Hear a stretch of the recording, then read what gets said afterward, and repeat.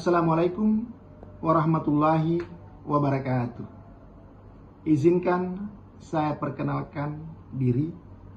Saya Muhammad Yunus, SOS MAP, NIDN 09 12 10 6902, merupakan dosen tetap Yayasan Universitas Indonesia Timur. Saya mendapat tugas tambahan sebagai Ketua Program Studi Ilmu Administrasi Negara pada Fakultas Ilmu Sosial dan Ilmu Politik Universitas Indonesia Timur. Mata kuliah ini saya mengampu dengan pengantar ilmu administrasi negara sesuai dengan basic keahlian saya, S1 saya dan S2 administrasi negara.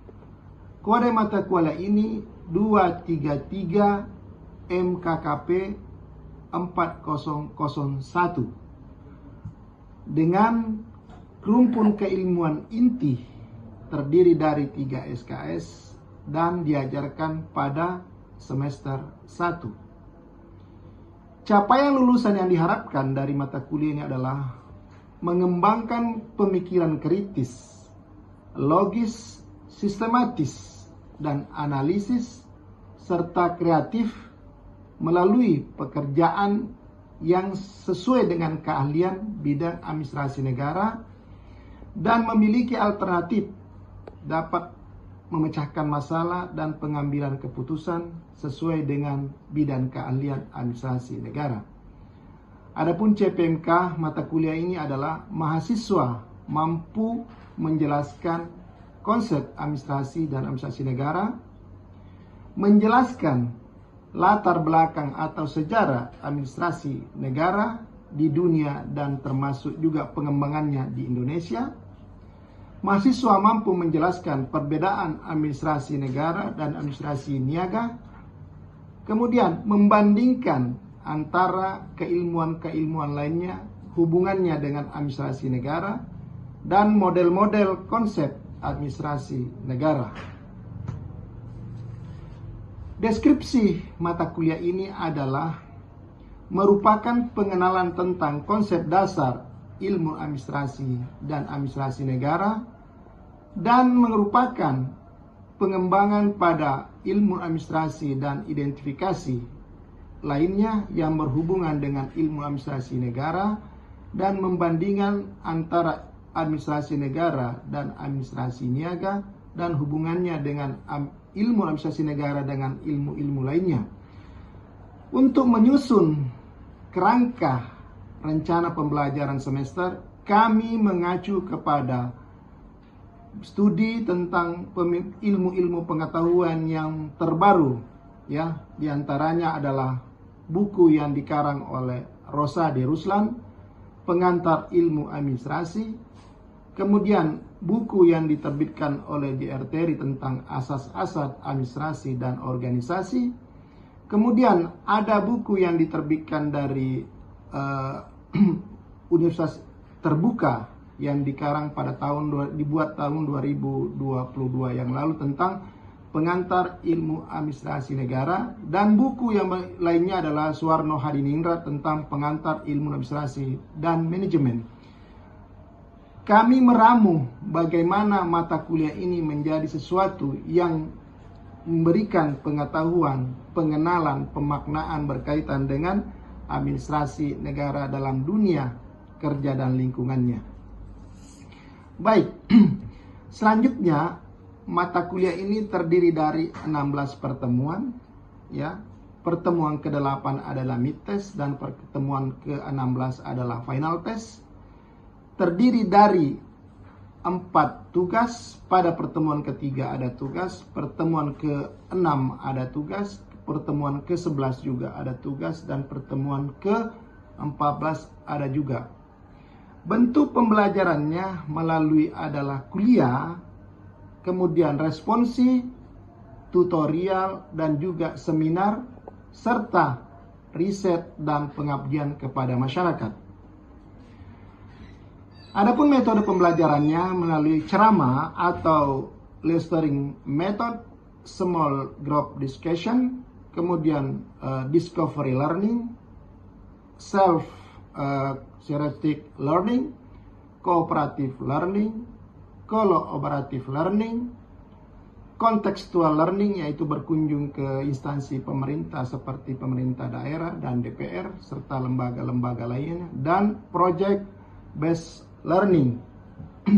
Oleh karena itu ya, pada pertemuan pertama dalam mata kuliah ini saya akan memberikan perkenalan tentang mata kuliah kepada mahasiswa dan hal-hal yang berkaitan dengan rencana pembelajaran. Ya, isinya adalah bagaimana mahasiswa mengikuti pembelajaran dengan semangat, mengikuti pelajaran dengan aktif.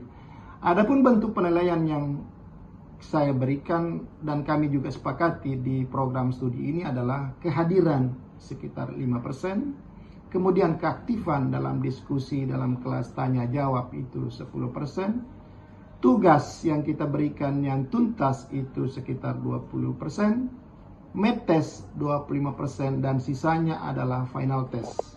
Nah, untuk lebih jelasnya bagaimana pengantar mata kuliah ini saya ajarkan, ikuti videonya berikut ini.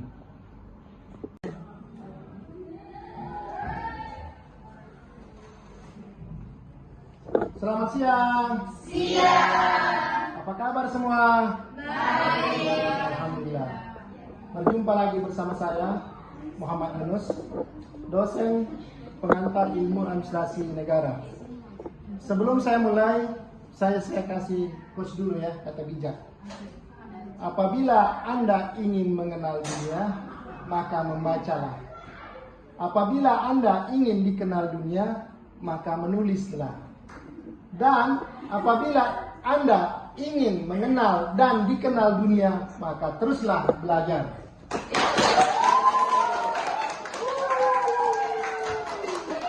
Oke. Baik, pada sesi ini saya akan memberikan materi yaitu pengantar ilmu administrasi negara. Sesuai dengan background pendidikan saya, ilmu administrasi negara ya, dari S1 dan S2 ilmu administrasi negara. Baik. Ya, apa yang bakal kita ketahui pada ilmu administrasi negara? Yang pertama adalah pengertian administrasi. Yang kedua, pengertian dan pentingnya ilmu administrasi, dalam hal ini administrasi negara. Yang ketiga, apa latar belakang sejarah perkembangan administrasi negara di dunia dan termasuk di Indonesia.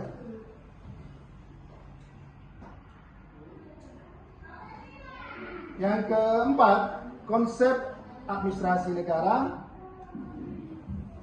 Dan yang kelima, apa ciri-ciri dari ilmu administrasi negara, dan beberapa yang lainnya. Baik. Oke. Saya balik tanya sama Anda semua. Pernah Anda datang ke suatu kantor?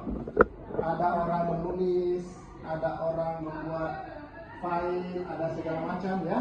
Nah, itu artinya administrasi dalam arti sempit ya. Jadi kalau Anda membuat persuratan atau di kantor kelurahan apa segala macam, ada surat menyurat ya, ada ketik mengetik, ada yang kirim dokumen, itu artinya administrasi dalam arti sempit ya. Kemudian dalam arti luas adalah administrasi adalah kegiatan kerjasama sekelompok manusia yang terdiri 2 orang atau lebih untuk mencapai tujuannya. Jadi di sini ada 2 orang yang bekerja sama atau lebih, ada tujuan yang ingin dicapai. Nah, apa tujuannya itu tergantung apa tujuan organisasi atau instansi yang mereka tempat bekerja. Seperti itu ya. Nah, itulah pengertian sederhana administrasi. Karena di luar sana banyak sekali orang yang tidak bisa membedakan yang mana administrasi dalam arti sempit, yang mana administrasi dalam arti luas. Ya. Bahkan ada mengatakan begini, kalau di kantor lurah atau di kantor mana saja mau kasih uang apa namanya itu? Uang pelicin atau apa, Anda bilang, Pak, berapa administrasinya? Nah itu kan bukan, salah kan? Karena bukan urusan administrasi itu, yang dimaksud administrasi adalah tentang persuratannya, bukan biayanya, atau bukan pelicinnya seperti itu. Nah ini yang banyak salah di mana-mana kita dengar itu. Apalagi di daerah-daerah atau di desa segala macam, selalu berapa administrasinya? Bukan itu maksudnya, itu salah pengertian atau salah penggunaan. Baik.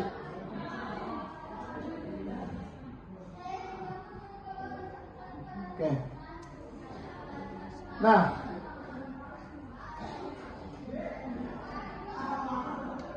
inilah ya konsepnya ya.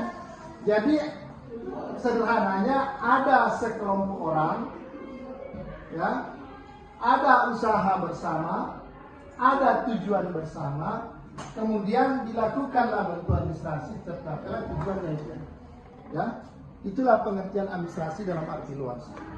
Ya, jadi kalau di mana saja, jadi kalau nanti ada orang kerja di mana, yang penting ada orang yang ingin bekerja sama dalam arti lebih dari 2 orang untuk mencapai tujuan, itulah administrasi. Ya, baik. Nah, berikutnya hubungan ilmu administrasi dengan ilmu lainnya. Ya. Administrasi dengan arti kalau begitu tidak bisa dipisahkan dengan ilmu lainnya, betul ya? Ada administrasi bisnis, administrasi pendidikan, administrasi publik, ada hukum administrasi negara, ada ilmu administrasi negara, ada ilmu administrasi niaga, ada ilmu administrasi bisnis, ada ilmu administrasi fiskal, ada ilmu administrasi niaga, dan ada ilmu atau pendidikan administrasi perkantoran. Jadi luas. Administrasi itu luas, berkaitan dengan seluruh ilmu yang ada di dalamnya yang memiliki tujuan bersama. Sehingga dengan adanya administrasi sebagai sebuah bentuk kerjasama. Baik. Nah, ini ada konsep, saya ulangi lagi, ada konsep administrasi. Ya, jadi konsep unsur pokok administrasi itu adalah pertama organisasi, yang kedua manajemen. Ya, jadi di dalam administrasi nanti kita jelaskan, di dalam administrasi itu ada organisasi dan ada manajemen. Ya, bagaimana itu nanti perjalanannya? Nah, itu nanti akan dibahas pada sesi-sesi berikutnya.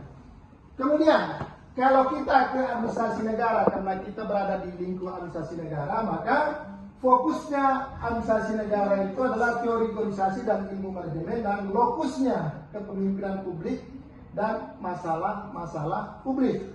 Ya, administrasi negara dalam prakteknya adalah paradigma administrasi dalam sektor publik, atau dalam artian kita bagaimana mengelola negara, bagaimana menjalankan lembaga negara. Nah, baik. Saya tanya, apakah contoh lembaga negara? Ya, DPR misalnya kan, betul. Mahkamah Konstitusi atau yudikatif. Kemudian di tingkat daerah namanya dinas, pemerintah daerah, kabupaten namanya tingkat kabupaten. Itu adalah lembaga-lembaga daerah atau disebut juga lembaga-lembaga negara. Orang administrasi negara akan berkutat nanti di situ. Seluas itu, seperti itu, bidang-bidang yang bakal digeluti yang berkaitan dengan administrasi negara. Baik. Ya, oke. Saya lanjut.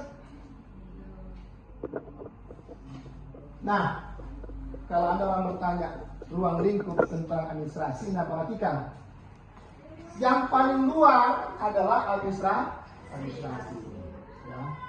Di dalamnya administrasi ada organisasi. Di dalam organisasi ada manajemen. Di dalam manajemen ada kepemimpinan.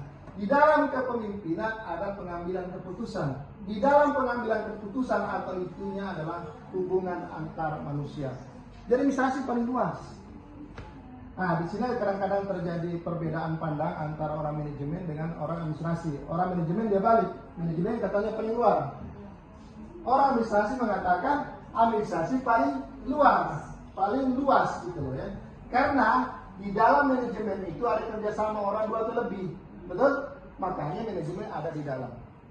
Ya, organisasi. Jadi Anda administrasi organisasi, jangan Anda bayangkan organisasi masyarakat, bukan. Yang namanya kerjasama 2 orang atau lebih, instansi pemerintah, itu organisasi namanya. Cuma karena dia sudah ada bentuknya, disebutlah organisasi apa, lembaga apa gitu loh, ya kan? Karena sudah ada nomenklaturnya, sudah ada strukturnya, jadi disebutlah lembaganya, organisasinya sudah dilepas. Tapi secara umum itu semua disebut dengan organisasi karena bekerja sama, bersama-sama, ada tujuannya, ada sekelompok orang, ada ketua, sekretaris, bendara, dan anggotanya, makanya disebut organisasi seperti itu. Oke? Nah, hubungan di antara ini adalah yang penting adalah hubungan antar manusia, ya. Sehingga apa yang terjadi, manusia yang bekerja sama kan adalah manusia dengan manusia. Dan yang mau dikelola siapa? Manusia dengan manusia. Sehingga objek dari administrasi itu adalah sebagian adalah manusia yang mengelola negara seperti itu. Baik.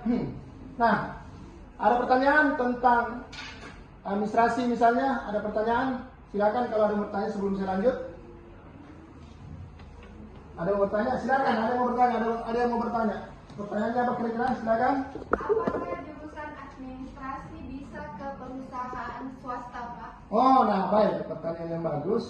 Apakah jurusan administrasi itu administrasi negara ya? Iya. Jadi kalau kita lihat dari rumusan itu tadi, semua yang berkaitan kerjasama 2 orang atau lebih itu adalah administrasi. Jadi kalau administrasi negara berarti Anda bisa bekerja juga di perusahaan swasta seperti itu. Karena perusahaan swasta itu juga menggunakan administrasi, betul? Dan perusahaan swasta juga memiliki hubungan dengan negara. Apa contohnya? Legalitasnya, ya kan? Izin-izinnya, betul? Struktur organisasi keabsahannya, pembentukannya itu kan berhubungan dengan negara gitu loh. Termasuk juga mengenai penggajiannya, apalagi teman BPJS-nya, ketenaga kerjaannya itu kan berhubungan dengan negara semua itu. Kan ketenaga kerjaan itu diatur oleh negara, aturannya negara, dilaksanakan atau bekerja di perusahaan swasta. Jadi jangan ragu, Anda yang kuliah di administrasi negara luas, Anda mau kerja di mana saja boleh, ya, luas cakupannya. Sehingga Anda memiliki peluang untuk memiliki potensi yang lebih luas untuk bekerja atau berpartisipasi di mana saja seperti itu. Baik, terima kasih ya pertanyaannya. Kita lanjut.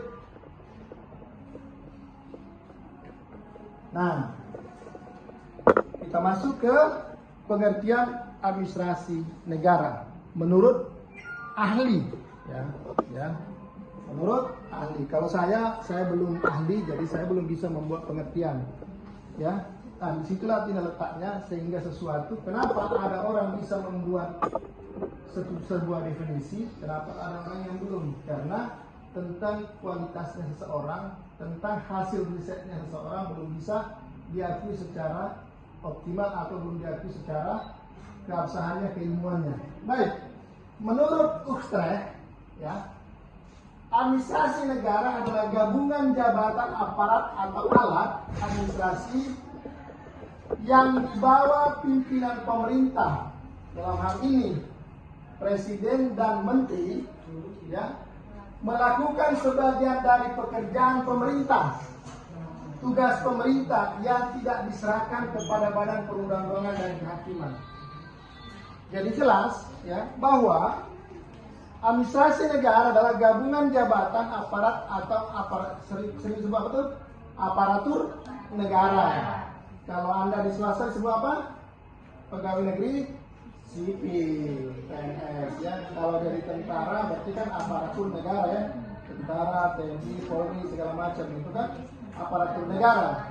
Tapi kalau Anda PNS berarti pegawai negeri sipil, ya. Yang dibawa pimpinan pemerintah dalam hal ini presiden, ya, dan para menteri atau kepala kementerian atau kepala lembaga negara melakukan sebagian dari pekerjaan pemerintah. Pekerjaan pemerintah apa tadi? Melayani masyarakat. Pemerintah itu tujuannya apa? Melayani masyarakat. Membuat kebijakan untuk melayani kebutuhan masyarakat. Seperti itu ya. Yang tidak diserahkan kepada Badan Perundangan dan Kehakiman. Kemudian menurut Marshal, nah ini orang luar ya, Marshal Edward Dimmock bersama istrinya Gladys Rodin Dimmock. Ini suami istri ini orang ahli administrasi negara ya, suami istri. Jadi kalau Anda nanti ada yang punya suami juga ada para ahli, tempelkan namanya gitu loh ya, supaya dikenal oleh orang suami istri sebagai pakar ahli di bidang administrasi negara atau bidang lainnya. Oke? Menurut Marshal Edward Dimmock dan Gladys Rodin Dimmock, administrasi negara adalah kegiatan pemerintah dalam melaksanakan kebijakan politik. Kebijakan politik yang mana? Jadi melaksanakan kekuasaannya. Politik itu berhubungan dengan apa? Kekuasaan pemerintah, ya kan? Seperti itu.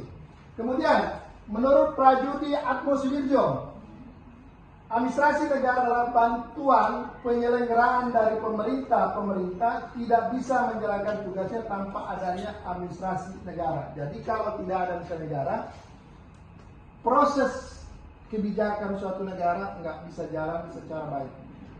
Oleh karena itu, kehadiran administrasi negara sangat penting, sangat vital, karena merupakan sesuatu yang dibutuhkan oleh negara. Kenapa begitu? Karena kita tinggal di sebuah negara. Makanya harus diatur oleh negara. Karena kita tinggal di suatu negara, bukan kita tinggal di antar rantau. Ya?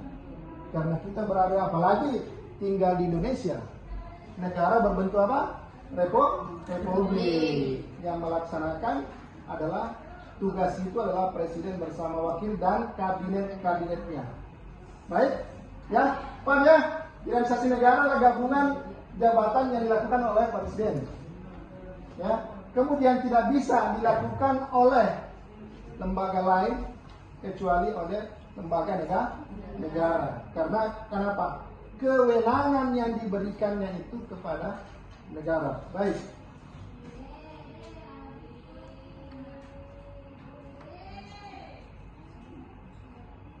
Nah, disimpulkan, administrasi negara adalah merupakan suatu bagian dari administrasi umum yang mempunyai lapangan yang lebih luas. Ini lagi yang tadi. Lebih luas, yaitu suatu ilmu pengetahuan yang mempelajari bagaimana lembaga-lembaga negara, mulai dari tingkat terendah. Itu apa itu? Kalau tingkat rendah kita apa tuh?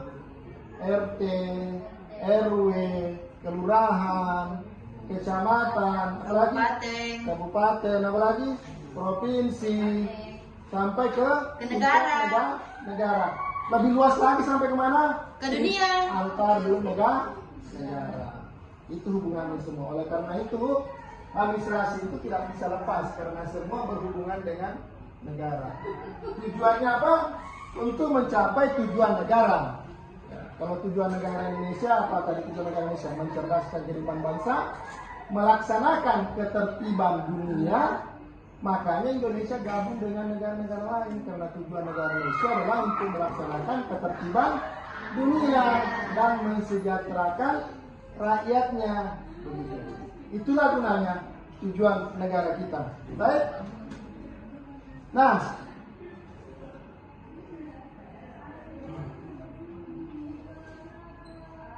oke, baik. Latar belakang lahirnya sejarah perkembangan ilmu administrasi negara. Dulu gini, di negara Eropa sana itu tidak dipandang itu ilmu administrasi. Yang berkembang apa? Ilmu pengetahuan, penemuan. Ya, maka lahirlah banyak penemuan. Penemu televisi, penemu siapa? Penemu telepon, Alexander Graham Bell, ya kan? Seperti yang kamu pakai itu kan? Apa lagi? Penemu-penemu lainnya. Tetapi lama kelamaan karena orang pada berkecimpung, kalau perhatikan semuanya ya, orang berkecimpung kepada semua kegiatan ilmuwan, tidak ada yang urus negara, ya kan? Tidak ada yang urus negara. Apa yang terjadi? Negara terjadilah masalah dengan negara, terjadilah perpecahan, terjadilah konflik antar negara, sehingga orang-orang berpikir seperti Dwight Waldo dan kawan-kawan segala macam para pemikir itu membuat suatu ilmu pengetahuan yang berkaitan dengan pengelolaan negara. Ya, ada pertanyaan sebelum kita tutup? Ya, ingat bahwa mata kuliah ini terdiri dari 16 kali pertemuan ya. 16 kali pertemuan ya. Kemudian setiap terdiri dari 4 tugas. Di pertemuan ketiga ada tugas, pertemuan ke-6 ada tugas, pertemuan ke-8 ada mic test, pertemuan ke-11 ada tugas, dan pertemuan ke-14 ada tugas, dan pertemuan ke-16 adalah final test. Adapun penilaian yang kita berikan di prodi kita adalah terdiri dari absensi, keaktifan dalam kelas, ya, pekerjaan tugas masing-masing, dan final test dan mid test. Itu digabungkan menjadi sebuah nilai. Nilai Anda akan diperoleh berdasarkan itu tadi. Sehingga semoga yang Anda hadir di sini bisa lulus dengan baik dan bisa mendapatkan pengetahuan dengan baik. Oke. Baik. Ada pertanyaan? Oke. Ada pertanyaan sebelum saya tutup? Ada pertanyaan? Tidak ada. Oke, baik. Terima kasih semua atas kehadiran pagi hari. Ya. Sebelum saya akhiri, saya kasih pantun sedikit, ya kan? Tidak biasa, supaya kita begitu ya.